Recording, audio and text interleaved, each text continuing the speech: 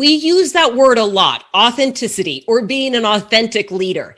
I think I know what it means. I think I know when I'm doing that, but what does that actually mean? How do you know if you are being authentic as a leader? Well, I just think you have to be yourself. And like I mentioned, I've been lucky. I mean, I've been around Nick Saban, had my office next to him. Mike Holmgren had an office next to him, and many others that are well accomplished in my world.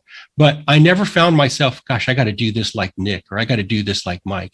You'd have to be yourself, and you have to be natural. People can, I think, see through your sheen in front of your face if it's not really you. And I don't think they'll have as much respect or really hear you like they should if they know it's not coming from your heart and it's coming from someplace else. So I think that's the big thing, is just don't try to be somebody else. You've been around these other people to shape maybe some of your philosophies, but the communication of those philosophies has to be yours. You've got to own who you are, what you are, and your values. And people have to understand that that's coming from you.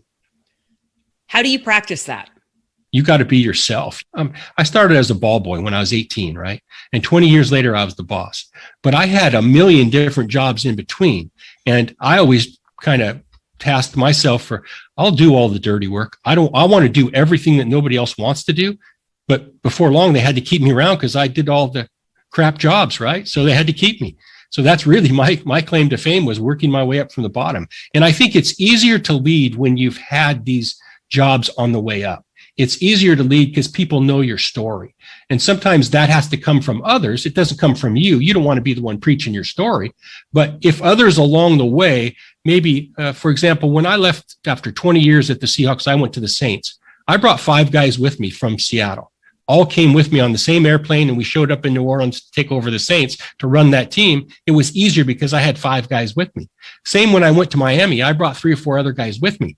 Well, the comfort I found in that is I never had to sell myself because these guys were my people, right? They were my guys. So they knew how we had turned franchises around. I didn't have to sell it. These other people did. So that's one way to do it. And I think you see that in the real business world as well. When somebody takes over a different company, they bring some of their own people with them.